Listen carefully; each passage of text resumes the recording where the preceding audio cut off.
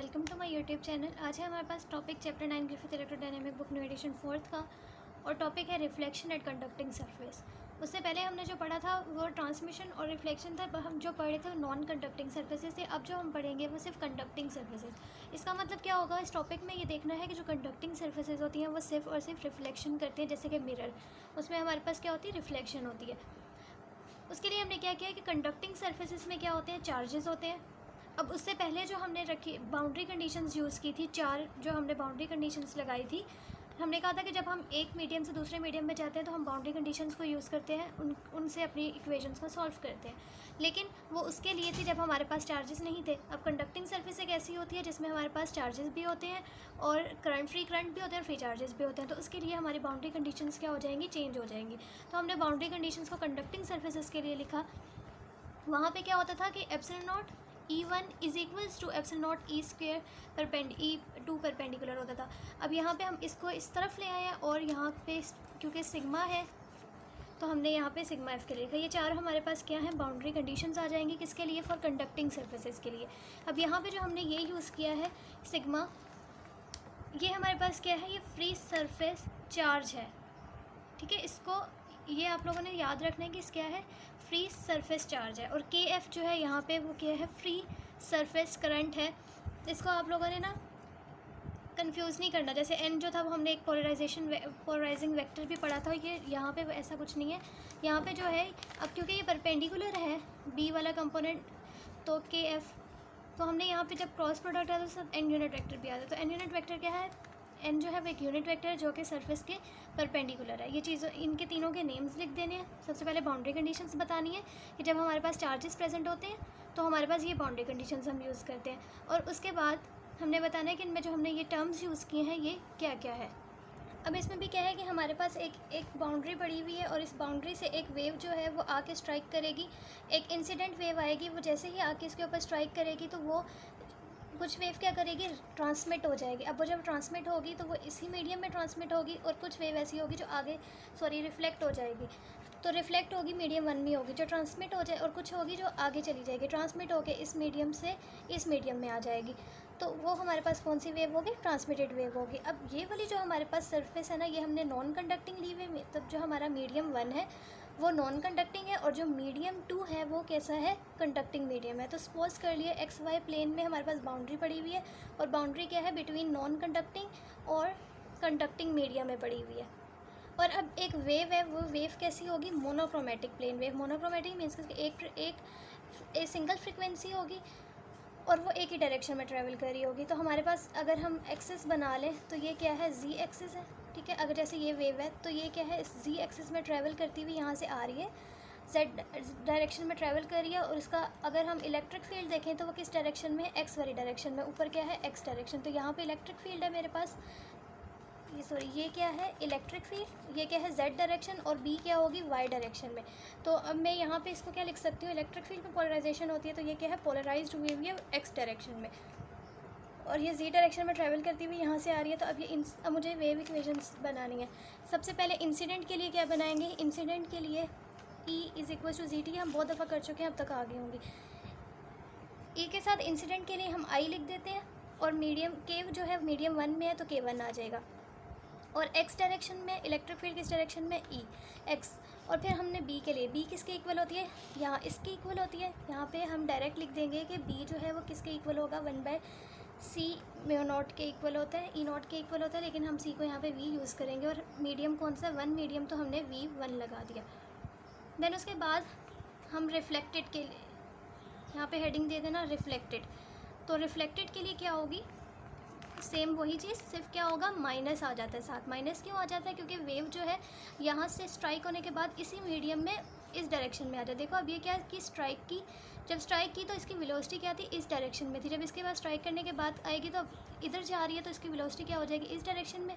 और इन तीनों को हम क्या रखते हैं, म्यूचुअली परपेंडिकुलर। तो बी वाला किधर चला जाएगा, इस डायरेक्शन में, ताकि परपेंडिकुलर ही रहे स्ट्राइक होने के बाद भी। तो हम यहाँ पे क्या यूज़ करेंगे, -K1। अब माइनस, और यहाँ पर भी क्या हो जाएगा, -V1। दोनों की मीडियम 1 में ही है इसलिए V1 आ गया साथ। Propagating back to the left in medium 1 इसलिए माइनस साइन आ गया। देन हम ट्रांसमिटेड वेव के लिए लिखेंगे। ट्रांसमिटेड वेव के लिए क्या होगा, T साथ लिख देते हैं, और मीडियम चेंज हो जाता है। अब हमारे पास जो मीडियम है वो चेंज हो गया तो K2 आ जाएगा, बाकी चीज़ें वही हैं। ये एक्स डायरेक्शन में और इनके साथ हम वाई डायरेक्शन लगा रहे हैं क्योंकि मैग्नेटिक फील्ड क्या है, वाई डायरेक्शन में है। अब यहाँ पे जो चेंज आता है कंडक्टिंग में वो ये आता है कि यहाँ पे हम K2 यूज़ करते हैं, ठीक है। अब K2 क्यों यूज़ करें, जब हम कंडक्टिंग में गए हैं ना तो हमारे पास कंडक्टिंग में जाने से हमारे पास जो वेव का एम्पलीट्यूड होगा वो डिक्रीज़ हो जाएगा, तो इसीलिए यहाँ पर हमने K2 यूज़ किया। और K2/ओमेगा होता यही है, यही चीज़ होती है, K/W जो हम C के इक्वल ले रहे होते हैं ना, तो वही चीज़ आ जाती है। लेकिन हमने यहाँ पे K2 तो साथ लगाएंगे क्योंकि मीडियम 2 है, साथ में ये चीज़ क्या शो करती है कि अटेनुएशन क्या होती है, जैसे ही कि हमारे पास वेव का एम्पलीट्यूड डिक्रीज़ हो जाए। अब K इज़ इक्वल्स टू यहाँ पे K जो है वो क्या है, अटेनुएटेड है as it penetrates into the conductor.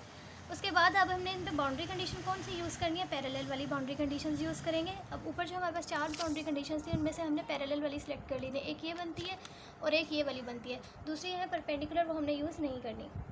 तो मैंने यहाँ पे बाउंड्री कंडीशन लिख दी कि हमारे पास ये इसके इक्वल बनेगी, E1 को मैं E1 इक्वल्स टू E2 लिख सकती हूँ। अब मेरे पास जो रीजन 1 में हो रही है वो 2 हो रही है, एक इंसिडेंट भी उधर ही है और रिफ्लेक्टेड भी उधर ही है, तो मैंने इन दोनों को यहाँ इकट्ठा करके लिख दिया। और ट्रांसमिटेड जब मीडियम 2 में है तो वहाँ पर ट्रांसमिटेड आ गई। देन मैंने उसके अगली बाउंड्री कंडीशन लगानी है, वो क्या है, 1 बाय मैग्नेटिक फील्ड वाली। अब यहाँ पर μ1 आ जाएगा B1, और इसको अब यहाँ पे हम क्या कर देंगे, सरफेस करंट को K क्या था, सरफेस करंट उसको 0 कर देंगे। जब हम 0 लेंगे तो यहाँ पे माइनस था इस तरफ, सॉरी ये माइनस हो रहा है, तो मैं जब ये इधर 0 हो गया मैं दूसरी तरफ ले जाऊँगी तो पॉजिटिव हो जाएगा। तो अब इंसिडेंट वाली वही आ जाएंगी कि अब रीजन 1 में क्या होती है, इंसिडेंट होती है और रिफ्लेक्टेड भी होती है। अब B की वैल्यू पुट कर देंगे, B की वैल्यू क्या होती है, 1/V1 E0 I क्यों लिखा है, क्योंकि इंसिडेंट के लिए है, सेम रिफ्लेक्टेड के लिए भी लिख देंगे। और यहाँ पे क्या हो जाएगा, V नहीं लिखते ना, 1/V नहीं लिखते, हम क्या लिखेंगे, K2/ओमेगा और साथ में ट्रांसमिटेड, क्योंकि रीजन 2 में क्या है, ट्रांसमिटेड है। यहाँ से अब V1 को बाहर कॉमन ले लिया और उसके बाद इस चीज़ को मैं यहाँ मल्टीप्लाई, यहाँ क्या हो रहा है, डिवाइड हो रहा है, यहाँ जाके मल्टीप्लाई हो जाएगा। अब ये जो चीज़ है इसको हमने लेट कर लिया कि ये बीटा है, ठीक है। तो आप साइड पे लिख सकते हो कि बीटा हमने क्या लिया है, तो बीटा ये इसकी जगह मैंने बीटा लिख दिया और इक्वेशन इसको 2 कह दिया। अब जो ऊपर वाली इक्वेशन हमने निकाली थी उसको क्या कहा, बाउंड्री कंडीशन से इक्वेशन 1 और दूसरी निकाली इक्वेशन 2। जो हम बाउंड्री कंडीशन से 2 इक्वेशंस निकालते हैं, फिर हमने साइमल्टेनियसली सॉल्व करते हैं और इक्वेशंस निकालते हैं ये 2। अब मैंने यहाँ पे सॉल्व कर दी हैं, ये 2 इक्वेशंस निकल के आती हैं। अभी किस तरह से सॉल्व किया कि इक्वेशन 1 और 2 को साइमल्टेनियसली सॉल्व किया, तो मेरे यहाँ पे ट्रांसमिटेड की value in term of incidence आ गई, ठीक है। हम इनको अलग अलग नहीं निकाल सकते, ये नहीं कर सकते हम ट्रांसमिटेड के अलग अकेले से वैल्यू निकालें। हम इनको इसी तरह निकाल सकते हैं कि ट्रांसमिट को इन टर्म ऑफ इंसिडेंस या इंसिडेंस को इन टर्म ऑफ ट्रांसमिटेंस या रिफ्लेक्टेड को इन टर्म्स ऑफ इंसिडेंस, इस तरह से निकाल सकते हैं। फिर हम जो इक्वेशन 2 है यहाँ से E0t की ट्रांसमिटेड की वैल्यू निकालेंगे। देखो मैंने यहाँ पे क्या किया, ट्रांसमिटेड की वैल्यू निकाल दी 1/बीटा को इधर भेज के, और फिर इस वाली इक्वेशन से मैंने E0t की वैल्यू निकाली और फिर इसको जो है जो मैंने इक्वेशन 1 मार्क की थी उसमें पुट कर देंगे। तो मैं आगे से और यहाँ पे मैं LCM लूँगी, सॉल्व करूँगी तो मेरे पास ये आंसर आ जाएगा, ठीक है। ये 2 इक्वेशंस बननी चाहिए। देन अब इस इक्वेशन को हम कैसे सॉल्व करेंगे, हम कंडक्टर की बात कर रहे हैं तो कंडक्टर के लिए हम कहते हैं अगर प्योर कंडक्टर है तो उसकी कंडक्टिविटी क्या होती है, इन्फिनिटी होगी, और उसकी K भी क्या होगा, इन्फिनिटी होगा। अगर हम कहते हैं कि उसका K जो है इन्फिनिटी है तो बीटा भी इन्फिनिटी होगा, इसकी वजह से ये इन्फिनिटी हुआ और इसकी वजह से हम कहते हैं कि बीटा इन्फिनिटी है। तो अगर हम इसमें बीटा को इन्फिनिटी पुट करें तो मेरे पास ये जो 2 इक्वेशंस आई थी, इस वाली अगर आप इक्वेशन को देखो तो मैं यहाँ पे क्या करूँ, 1 माइनस बीटा की जगह इन्फिनिटी पुट किया, 1 प्लस बीटा की जगह अगेन इन्फिनिटी से कैंसिल हो जाएगा, यहाँ पे 1 बच जाएगा। तो E0r जो है वो इक्वल है 1 माइनस इंसिडेंस के। अब क्योंकि ये रिफ्लेक्टेड वेव है तो रिफ्लेक्टेड के साथ क्या आता है, नेगेटिव, तो यहाँ पे नेगेटिव साइन डाल देना। तो in this case the wave is totally reflected, ठीक है, सारी की सारी क्या रिफ्लेक्टेड आ रही है। फिर उसके बाद अगर हम E0t की वैल्यू निकालें तो वो हमारे पास ये इक्वेशन है।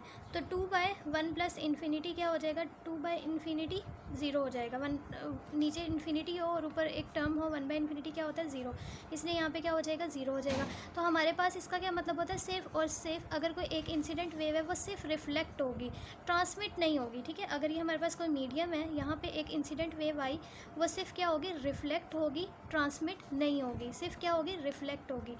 तो यहाँ पे हम लिखते हैं कि मैक्सिमम लाइट जो होती है वो रिफ्लेक्ट होती है, कोई ट्रांसमिशन नहीं होती। तो प्योर ये कंडक्टर्स में हमने यही चीज़ पढ़नी थी कि कंडक्टर जैसे कि हमारे पास मिरर्स होते हैं वो सिर्फ और सिर्फ क्या करते हैं, रिफ्लेक्शन करते हैं। I hope you understand this lecture. Thank you so much for watching. अल्लाह हाफिज़.